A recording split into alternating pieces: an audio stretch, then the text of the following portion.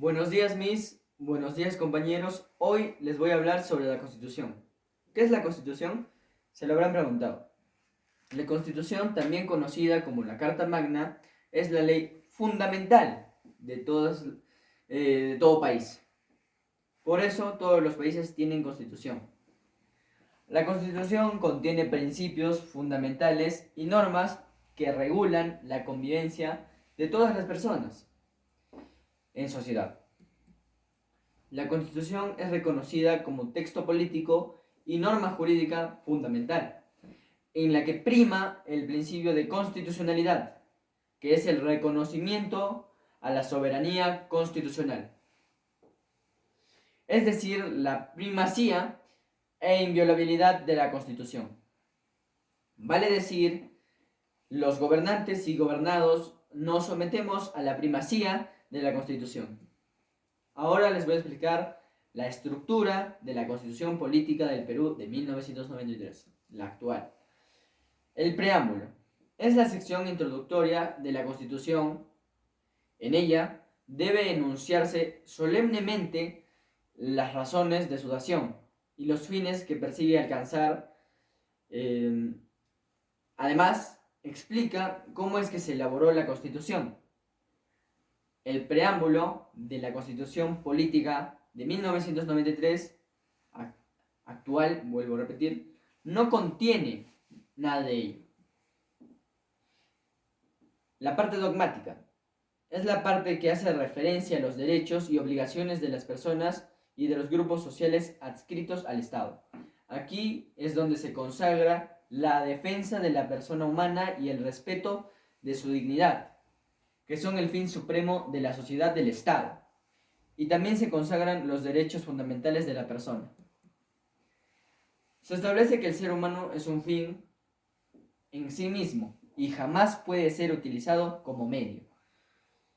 Por ello, tiene atributos esenciales, derechos fundamentales como lo son la libertad, la racionalidad y la sociabilidad, que son la raíz de su dignidad. La dignidad es el derecho más importante del ser humano y es el sustento de todos los derechos. La parte orgánica es la que hace referencia al Estado.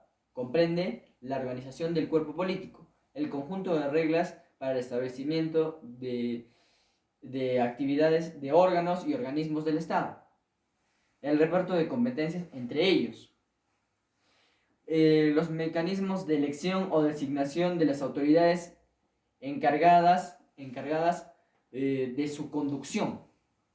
Nosotros estamos en un Estado constitucional de derecho, donde lo más importante podría ser el criterio de distribución del poder, entre el poder constituyente y el poder constituido. El poder constituido lo conforman el poder ejecutivo, legislativo y judicial, y ninguno de ellos puede rebasar los límites y competencias establecidas por el poder constituyente, que somos todos los peruanos. El criterio de control de constitucionalidad de las leyes. Se plantea la creación de un órgano encargado de verificar la validez constitucional, formal o material de las leyes y demás normas con rango de ley. La fórmula garantista.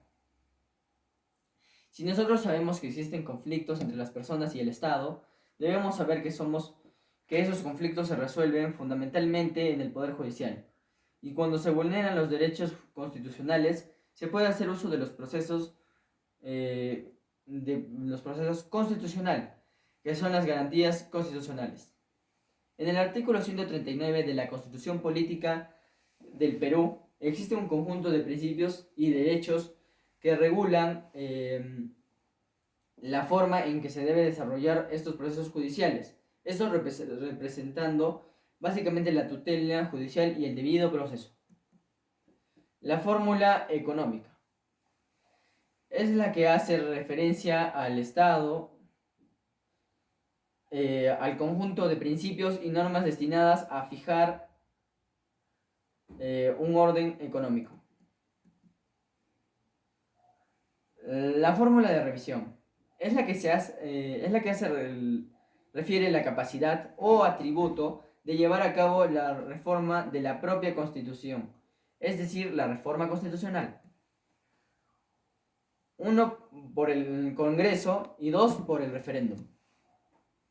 Y por último, el apéndice. Es la parte que hace referencia a aquello que el legislador constituyente añade de manera accesoria, como las cláusulas complementarias, reglas interpretativas, derogación expresa, de norma infraconstitucional, disposiciones finales transitorias, fecha de entrada en vigencia, etc.